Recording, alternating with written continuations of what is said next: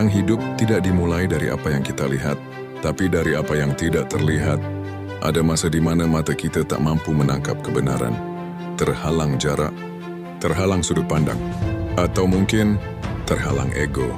Kita melihat seseorang tersenyum, dan kita kira semuanya baik-baik saja. Kita melihat seseorang diam, dan kita kira dia tak punya apa-apa untuk diperjuangkan.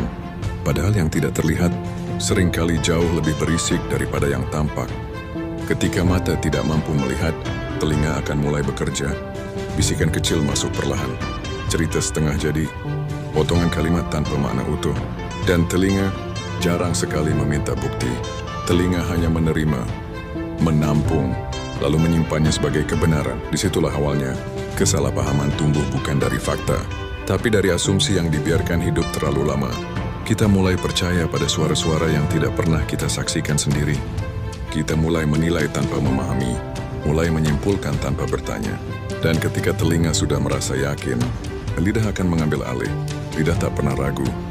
Ia tak peduli apakah yang ia bawa adalah utuh atau retak. Ia hanya ingin keluar, ingin diucapkan, ingin diluapkan. Kata-kata pun meluncur, tajam, dingin, tanpa rasa. Satu kalimat bisa meruntuhkan kepercayaan, satu ucapan bisa mematahkan semangat, satu komentar bisa menghancurkan harga diri seseorang yang sedang berjuang diam-diam. Yang lebih menyakitkan, seringkali kita tidak sadar telah melakukannya. Kita merasa hanya berbicara, padahal kita sedang menghakimi. Kita merasa hanya menyampaikan, padahal kita sedang melukai. Begitulah ironi manusia. Mata tidak melihat, telinga menyimpulkan, lidah menghukum, tanpa hati ikut bekerja.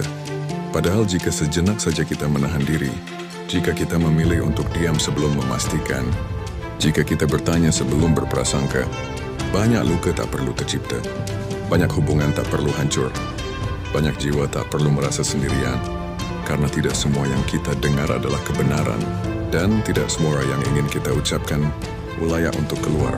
Belajarlah menunggu sebelum berbicara. Belajarlah melihat dengan hati, bukan hanya dengan mata. Belajarlah mendengar dengan empati, bukan dengan kecurigaan. Sebab kata-kata tidak bisa ditarik kembali. Ia mungkin terlihat ringan saat keluar, tapi berat saat harus ditanggung oleh orang lain.